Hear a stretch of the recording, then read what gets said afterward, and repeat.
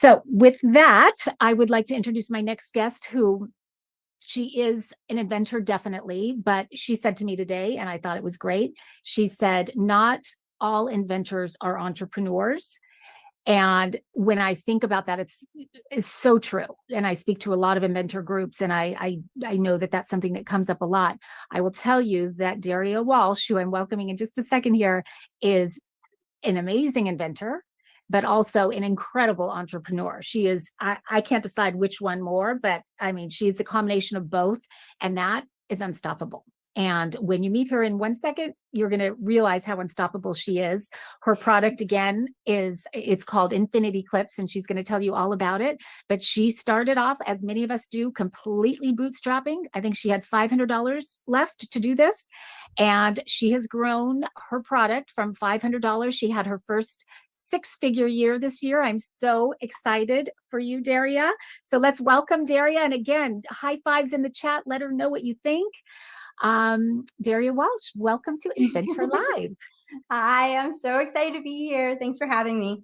You're welcome. Thanks for being here. And your background, everything, because she's getting used to this live shopping thing, and here on Market.live. And so I mean, I can't even tell you, it looks so professional and fabulous. So, well, thanks to you, because good job. you've been teaching us how to do this, and it's scary for people to get on live, and here I am doing it, and so I'm learning as I go. It's exciting. Well, and you're a good student. You're learning well. So let's learn about your product. I'm not even going to say what it is. You just go. All right. So I invented a necklace shortener for thin chains. I'm actually wearing one right now. And basically what it is it allows you to adjust the length of any thin chain necklace to any length. So it matches any outfit, and you could wear it anywhere. So you don't have to buy new chains. You don't have to get it permanently shortened anymore, which could be really expensive. This allows you to just, adjust your favorite necklaces, expensive necklaces that you don't want to damage and ruin and shorten temporarily. And, it's functional, and it's also pretty, I think. It's so pretty. I think a little sparkle to the back. I actually have some, these are all the colors we offer. It comes in gold, silver, rose gold, and right now it has crystals, but I'm coming out with a line that our inventors group actually was helping me with today of, a simpler plain design, and then a men's line's coming out soon. So great. And it really does. I mean, it's so pretty. It's like a piece of jewelry itself. I'm wearing one too, and I'm not just wearing it for the show to show you guys. I wear it every single day. When I discovered it, I was so excited, because I am one that I love jewelry, and I have certain necklaces that I really love, but a necklace is a certain length. I mean, yes, it has a little bit of adjusting to it, but many times it's just not the length that I like, depending on what I'm wearing. So with this, now my necklace can be any length I want it to be. Where I was buying, some costume jewelry because I knew I had to buy, so I wanted to buy the 18-inch chain and then the 16-inch chain. But with Infinity Clips, this makes your necklace completely adjustable for whatever you're wearing. And then we all know right now the trend is, and not just right now, it's been a trend for a long time, so it may not even be a trend, but the layering. And I feel like this is a tool that just makes layering effortless and easy, and it looks so great. I mean, I think layering makes any outfit just that much more fashionable. Yeah, and it's interesting, when I first started this, it was just really to shorten individual chains with pendants. And then, my customers were coming saying, I use this for layering. It's perfect because you could, shorten one so that it's perfectly stacked. And it just became one of the big features of it, because it is on trend right now and people are using it for that. And, I think that's how an invention develops also. You find new uses for it. And, that was one of them there. People were using it for that. I'm like, oh, that's definitely something to add to the list of uses. Of all the different, yes. And I'm going to show it up close. Just because it is so pretty. I think it's so delicate and dainty. And sometimes I even want to wear it in front, because I hate that it's hiding back there, because it's just so pretty. And I love the gold. I was asking, and this is one of the things I love about live shopping, you guys, is that you can talk to your customers and you can say, what do you like the gold? Are you more of a gold wearer, more of a silver wearer? What about rose gold? So I would love to see in the chat. I'm curious, is more of our audience gold, silver, or rose gold? I mean, everybody's different, but that's really helpful, I think, when you're an entrepreneur and inventor and trying to make buying decisions and knowing what kind of quantities to be able to come on Market.live and just ask. I mean, why Yeah. not? It's great. And again, same thing. We've got all these, everyone's coming in. Wow, you are a powerhouse. Agree, powerhouse. I'm gonna get one of those for my aunt. Beautiful and functional. Gonna get one for her nickname is Red Speed. Wow, that's a good one. And Madison says beautiful and functional. Just so many compliments all the way around.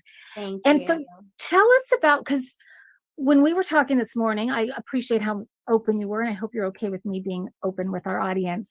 But you were at a place, as many of us are, I was too, when I first decided to take one of my bazillion inventions that I kept in a white binder for years and bring it to market, where, you know, I was at a place where my husband's business industry went on strike and our bank account was doing this and there was no end in sight. And I was a stay-at-home mom at the time and I was panicked. And I thought, okay, I got to do this. I've got to dive in.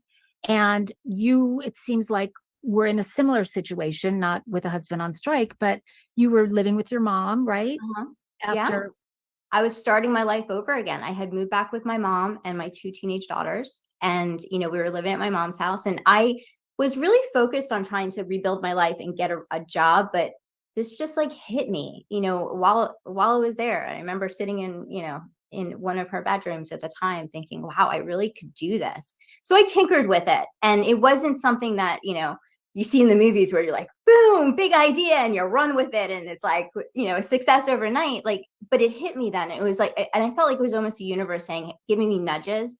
I was just telling you this, giving me nudges to say, this is your purpose. This is your purpose. When I'm always asking, what am I doing with my life? What am I going to do with my life? And I've always had those little nudges along the way, like, the ideas that would come to me that I didn't follow through with. And then just one day I decided to go for it. And it wasn't until a little past that point where, I had gotten another job and I was kind of on my feet. I was doing a sales job at the time, but I was, I played with the idea for a couple of years before I went for it and actually decided to bring this to market and launch. But what yeah, was it? What was it that made you say, I'm doing it? What was that for you?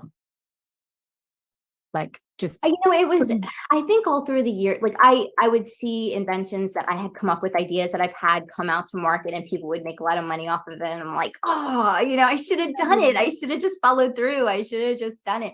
But life gets in the way sometimes. You're raising kids, you're surviving.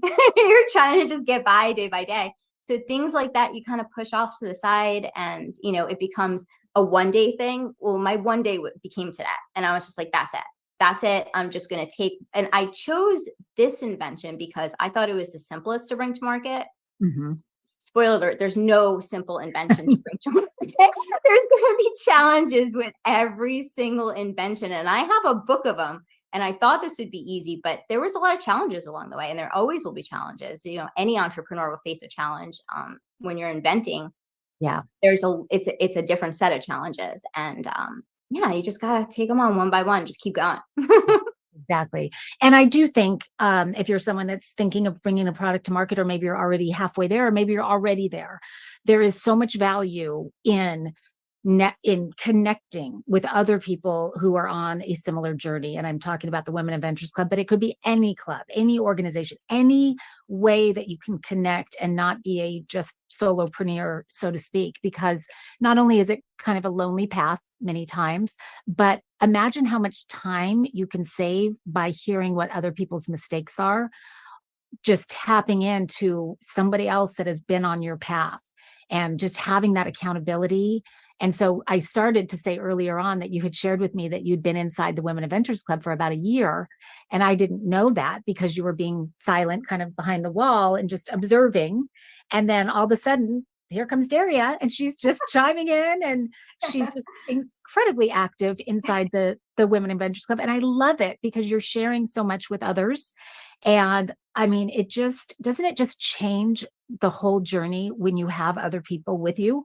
Like you feel like you have a team, right? 100%. Because I am a solopreneur and I work from home, and sometimes I don't leave at all. And I'm just like so isolated, and to have some other women, and they are all amazing in that group. Like it's just such great energy and it's so helpful that it just makes me feel like connected to people, you know, and I could bounce ideas off of them, and, you know, and we all help each other. And it's like, there's no competition. It's all, we're cheering each other on, and we all want each other to succeed. And that's just like the best environment to be in. So like, definitely make connections like that, because it makes it's so much easier. You know, it's so much easier.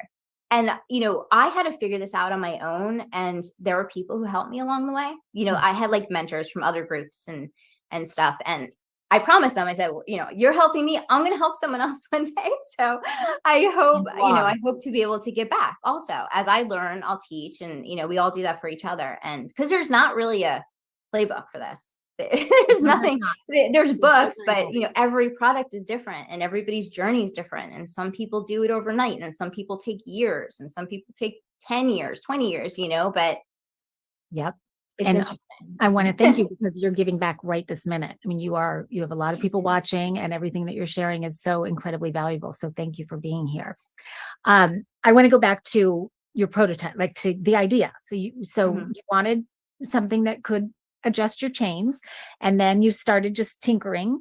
And I think today you told me you had 20 to 30 different prototypes. Oh yeah, I I tried everything, because I really wanted to get it right. And, you know, there was really, believe it, there was nothing out there. There was no shorteners for thin chains. And I tell people what my invention is, and I think they're like, oh, you know, they just kind of shrug it off like, oh, it's a necklace shortener. But then when you realize that there actually doesn't exist a necklace shortener for thin chains, which is the reason that I put the time and effort into developing it, it was also hard to find the parts and to make it work and to figure it out. So yeah, I was in Michael's buying like craft items and jewelry findings, and piecing things together, and, you know, finding cushions that work better, and, you know, claw clips. And I mean, I have a box of scraps still that I haven't thrown out, but it's just scraps. It's not even worth showing a prototype to. I know I said that. I'm like, can you bring some of the prototypes? Like, you don't want to see them. They're not, it's not something I'm proud of that I keep on my shelf. It's like hidden in the corner somewhere. Like, no, yeah, I think your process has been so brilliant, because as we talked about in the beginning, so many of us jump to do things too quickly. And the fact that you were just down and dirty, just tinkering with things at Michael's or at your house, and not going out and hiring an expensive $10,000, $20,000 prototype developer to create this. You don't want to do that until you know exactly what you're making and what's the mechanism to solve the problem, because you will waste so much time and money if you go directly to an engineer to do it for you. You've got to play with it yourself to make, you know, prove to yourself that proof of concept. My first prototype, I hired someone at a local college in the woodworking shop. And I didn't even think that my product would be made out of wood in the end, but I was on a budget, and I just thought, what's the least expensive way I can do this? And I found a great kid that helped me, and I paid him a little bit. I paid him a little bit more later. But, you know, getting resourceful like that, it's, you know, and you also did your own provisional patent. And I share that experience, because I loved how you felt like, I don't think you would do it any different, no matter how much money you had in the bank. Maybe no, because, well, like, you know, I told you I started with $500. I didn't have a lot of money to start with, and patents could be really expensive. The whole process, you know, people start out and they think, oh my gosh, how am I going to come up with $50,000 to get this invention out? And it doesn't have to be like that. You could start where you are, and we're inventors, we're resourceful. It's in our blood. We could figure it out. We just got to learn. We got to take the time to figure things out. And I guess the process might have been a little longer for me because of that. But it was really great, because I learned so much. Just in writing a provisional patent, it really makes you hone in on the invention and what goes into the invention, and really get a clear idea of everything about it to make it better and bring it out. And so, you know, I did have a lawyer, and it was kind of like a Sarah Blakely type formula. I actually listened to her interview years ago when I first getting started. She's like, oh, she did her own provisional, I'm going to do my own provisional. And I had a lawyer kind of do the claims and, you know, clean it up before the non-provisional went in. So I did spend money on that, but it wasn't until I filed the provisional, which is inexpensive to do. It gave me a year from the filing date to test market my idea, see if it had market potential, see if money could be made on it. I launched on Etsy, and it was so successful, it paid for the patent. So, sometimes you do things slower if you don't have the money behind you. I'm glad I did it slow, because along the way, I was able to kind of tweak things. And, if I went to market too quick, it wasn't 100% great when I first went to market. There was issues that I had to improve upon. And it was great starting on a marketplace where I could talk to customers and say, hey, what do you think of this? We need to make it a little smaller. But and I improved upon it before I went to manufacturer, before I decide, okay, let's do the patent. Let's go all in. Let's, make this happen. So yes, I took a slow process. Yes, I had very little money to do it with. And I'm grateful for that, because I didn't get scammed by companies because I had money to be scammed. I had no money to be scammed with. So I couldn't kind of get lost along the way. I had to do it right. And yeah, it's been a great experience. And you learn so much during that process, not even just, so when you do go to a patent attorney to get that utility patent, you know so much, the questions to ask, what claims you want to make, rather than going in blind. I mean, you can save so much money just by taking that time up front to know what you're talking about when you go in, if you decide to get a full utility patent, which you did, and you got awarded that. So I got it last year. I'm really excited. March 2022. So now I have a full utility patent. I think it's important to bring a lawyer in certain stages. I definitely think it's important when you're filing a non-provisional patent. The provisional patent is just like a holding spot. It doesn't even, I don't even know if it gets reviewed. I'm not a lawyer. They don't even open if it was an envelope back in the day when it was an actual envelope, it doesn't even get opened. Yeah. So, but it was great because it was actually good. I did a good provisional. They didn't really change too much of it. They added to it. They did the claims, which is patentees is a whole different world. You have to make sure certain things are right, but yeah, it definitely cut down on the cost completely. And I want to mention lawyers. I've had fabulous lawyers. I had two of them so far. I love them both. They've been fabulous. I've just been lucky. I've been surrounded by great people. I feel blessed. When you put it out there, it's amazing what happens. Yes.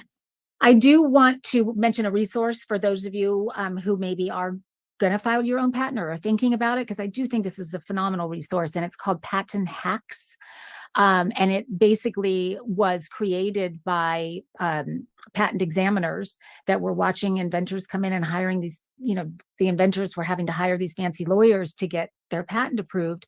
And the examiners felt like there's got to be a way to do this much less expensively, and to learn in the process, to learn all about it. And so they created this platform that you can go on, and you can learn the whole, they give you all the tools, all the resources, all the step-by-steps that you need to write your own patent, whether it's utility or design or provisional.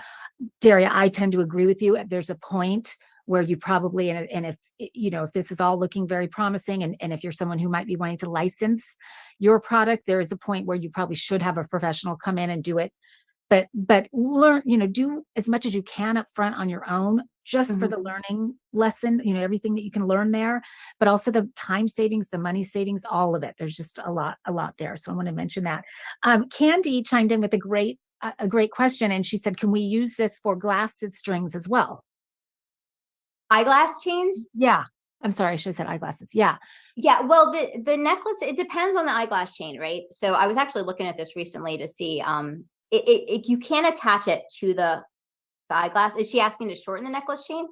You could shorten any necklace chain or any chain like this up to 2.5 millimeters thick. And, not many people actually know what that size is, but let me just give you a quick. So this is 1 millimeter, if you could see this. Yep. I don't know if you guys could wait. I'm over here. Okay, there we go. There. So that's 1 millimeter. And this is, these are 2 down here, or maybe 1.5. Okay. Thickness. So they're all thin. Some necklace, some eyeglass chains are thicker. So it depends on the thickness of it. Okay. So I am getting a little bird in my ear saying that we do have to wrap up, which again, I could go on forever and ever, but I know that I promised you guys a giveaway.